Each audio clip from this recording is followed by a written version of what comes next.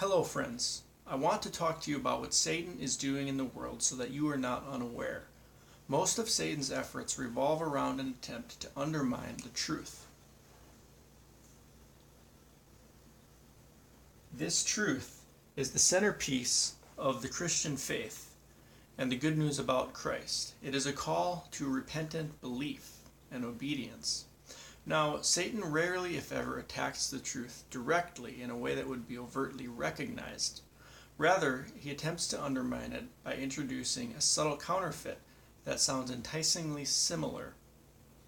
One of the arguments he likes to use is to say that the truth is changing.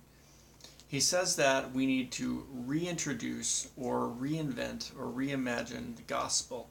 This is nothing more than an attempt to change the truth, and we know that it does not change. The same truth that has been true for over 2,000 years is still valid. The way he tries to undermine the truth is through false teaching.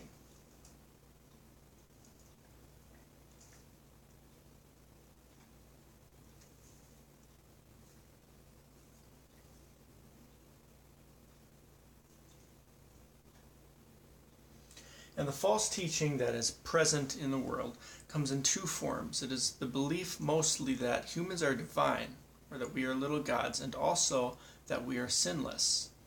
Much of the channeled writings that have come into the world through demons says that there is no sin, that sin does not exist, that it is something we humans have come up with, that our corrupt or inept minds or egos have come up with the concept, but it is not reality. So they say that we are sinless. There are a couple forms of false teaching going around you may or may not be aware of that are actually extremely common. These include environmentalism,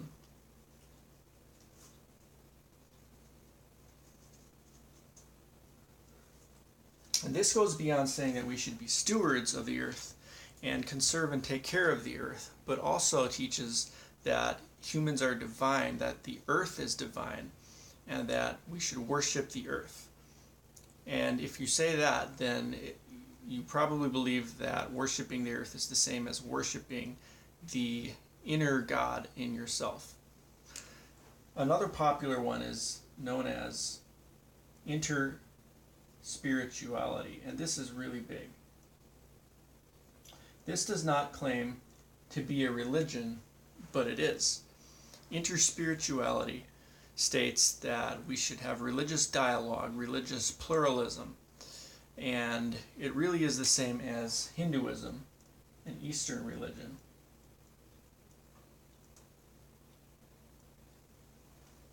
This is just a way of denying truth, that there is one absolute truth and way to God, and his name is Jesus. Hinduism believes in a God, unlike the Christian God, that is impersonal, called Brahman. And this God is supposedly coexistent in all of creation, so that everyone is interconnected, everything is interconnected, and you don't have to go to truth, to go to God through an external standard such as his word, but supposedly you just have to look within yourself to find the God within. So this doesn't want you to know that it is a religion. They won't tell you that, but it is a religion that's being promoted. Now, the thing you need to know about false teachings is that these are doctrines of demons, not something that humans have cleverly come up with. So why are these increasing in the world so exponentially? Because there's also been an explosive increase in sorcery.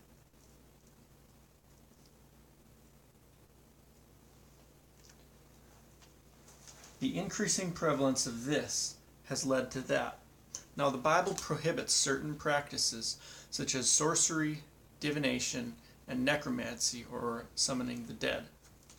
These are expressly prohibited in Scripture because they are ways to contact the spirit realm apart from God through prayer.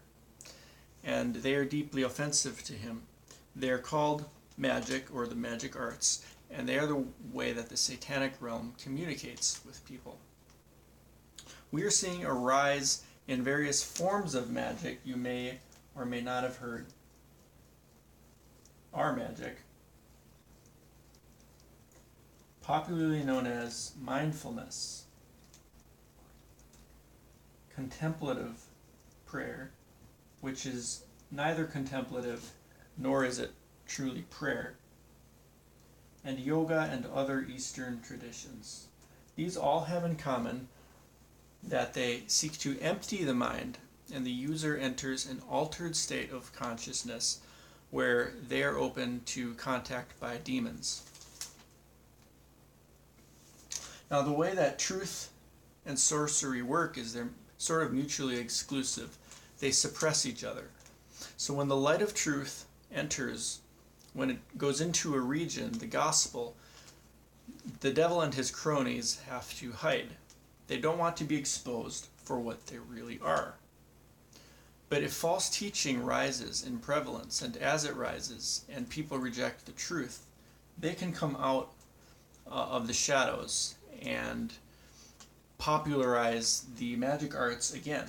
This is why we're seeing that certain contemplative traditions like Catholic monasticism and the same techniques, breath prayers and mantras that are practiced also by Hindus and Buddhists, are now being practiced en masse and engaged in by the multitudes, because this is becoming more popular and truth is less tolerated. So we have reached a place where people would rather not listen to God, and they're hardened and intolerant toward the truth, but they'd rather listen to doctrines of demons. Now, the other thing we need to know is that the truth inhibits and suppresses lawlessness.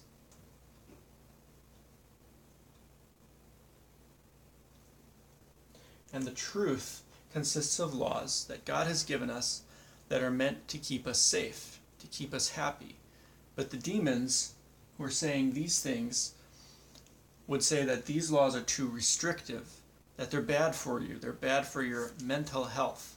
This is a very popular catchphrase that they like to push, and say that the laws such as do not commit adultery, do not engage in various perverse forms of sexual immorality, do not kill, do not steal, or commit fraud, that these are all too restrictive and they're bad for you.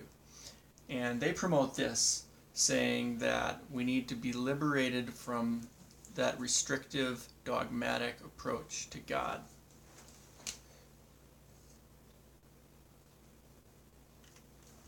So this is where we are at, and we are seeing an exponential rise in lawlessness. We have forms of lawlessness that didn't exist in previous generations, and invent new ways to take human life when it's still in the unborn state.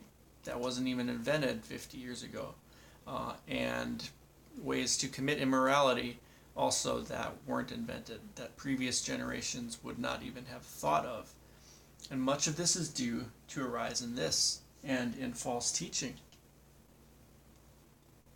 The significance of all of this is that the false teaching contains the components of the false religion of Antichrist, a religion that is soon coming to take over the world.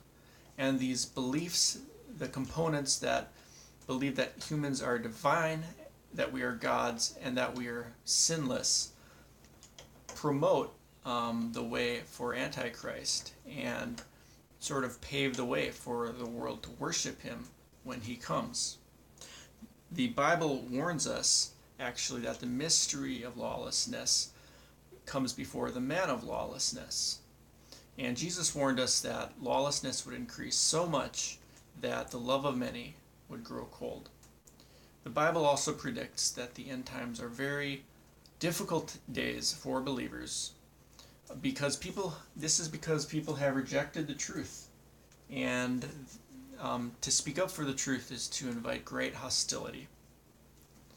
If you're interested in my blog, I posted a description. I posted the link in the description, and in my other videos I've also mentioned some other really useful resources for understanding the apostasy, the falling away from the real Christian faith that is happening So please go to those as well. May God's grace be with you. Thank you.